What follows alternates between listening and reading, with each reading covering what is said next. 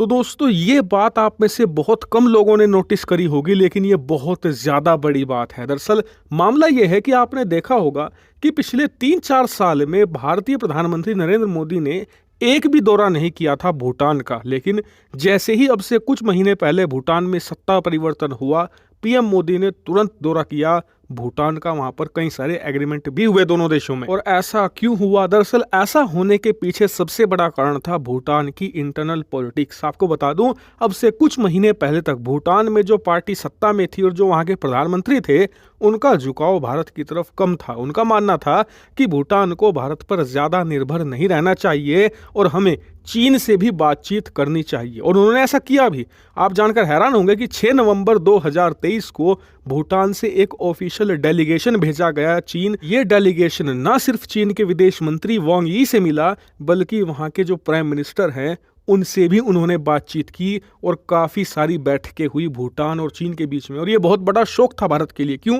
क्योंकि दोनों देशों के बीच में, यानी भूटान और चीन के बीच में, कोई ऑफिशियल डिप्लोमेटिक संबंध नहीं है। ना ही दोनों देशों ने एक दूसरे के देश में कोई दूतावास खोल के रखा है। अगर भूटान को कोई काम है या भूटान के नागरिक को चीन में कोई काम है, तो वो सारे काम निपटाए जाते हैं चीन के अंदर मौजूद भारतीय दूतावास से, और जो चीन का दूतावास दिल्ली में है उसके जरिए। यानी कि भारत हैंडल करता है चीन के साथ इनके तमाम डिप्लोमेटिक संबंधों को। ऐसे में भारत को कॉन्फिडेंस में लिए बिना इन्होंने अपना एक पूरा डेलीगेशन भेज दिया, वो भी ऑफिशियल तरीके से चीन में। ये भारत के लिए एक बड़े सदमे की तरह था। यहाँ तक कि दोनों देशों ने ये भी कह दिया कि हम दोनों देशों के बीच में जो बाउंड्रीज है, यानी कि जो बॉर्डर है, कई जमीनों को लेकर जो विवाद चल रहा है, वो बायलैटरल तरीके से सुलझाएंगे। यानी कि आप साफ साफ देख सकते हैं कि भूटान की तत्कालीन सरकार की मंशा थी कि चीन और भूटान के बीच में से भारत को निकालकर एक तरफ कर दिया जाए, दोनों देशों के बीच में डायरेक्ट संबंध हो। लेकिन ये जो कोशिश थी ये बहुत खतरनाक साबित हुई भूटान के लिए। क्यों? क्योंकि अब रिपोर्ट निकलकर सामने ये आई है, जैसा कि आप स्क्रीन पर देख सकते हैं,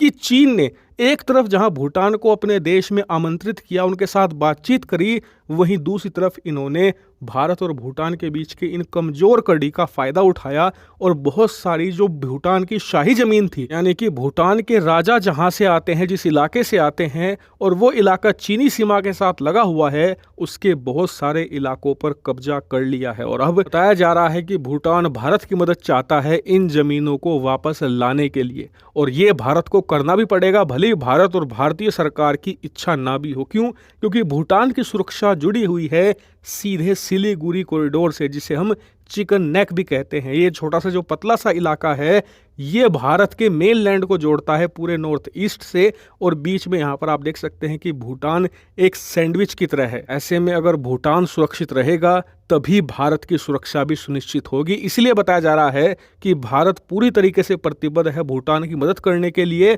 और अच्छी बात भारत के लिए ये हो गई है कि भूटान में सत्ता परिवर्तन हो गया है, एक ऐसी सरकार आई है जो पूरी तरीके से प्रो इंडिया है। इतनी ज्यादा प्रो इंडिया है कि यहाँ के प्रधानमंत्री ने सबसे पहला दौरा भारत का किया है और प्राइम मिनिस्टर मोदी को मजबूर किया कि आप अपना दौरा तुरंत भूटान का कीजिए, और वहां पर प्राइम मिनिस्टर का शानदार स्वागत भी किया गया। साथ ही भूटान के राजा ने भी और वहां के प्राइम मिनिस्टर ने भी कहा है कि पिछले कुछ सालों में दोनों देशों के बीच में जो गलतफहमियां हुई हैं, उन्हें हम ऐसा जमीन में गाड़ेंगे कि भविष्य में वो निकल नहीं पाएंगे, और दोनों देशों के संबंध इतने ऊंचाइयों पर पहुंचा देंगे फिर से, जहां से कोई भी व्यक्ति इन्हें नीचे नहीं ला पाएगा। यानी कि ये भारत के लिए अच्छी खबर है, लेकिन भारत के तमाम पड़ोसियों के लिए एक सबक भी है कि भारत से दुश्मनी पालने का और चीन से दोस्ती करने का अंजाम क्या होता है।